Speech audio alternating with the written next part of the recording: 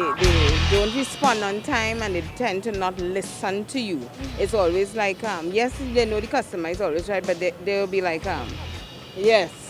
They'll be like, well, the information I have here, and I'm telling you, okay, I understand that you have that information, but this is what is happening now. I'm not receiving any service at home or wherever the case may be.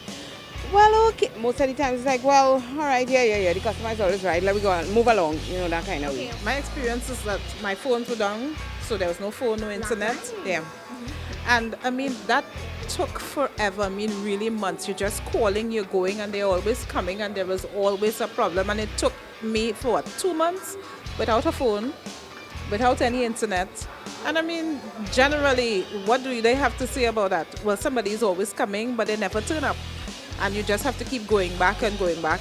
Right now, well, I mean, it's working.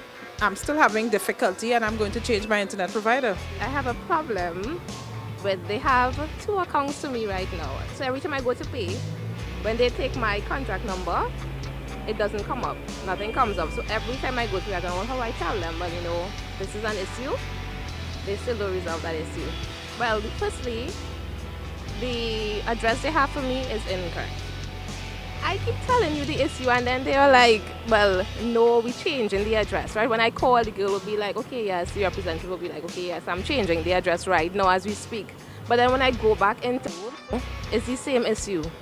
So, it's upsetting, and, you feel as if you should move to another, whatever they call them, provider now.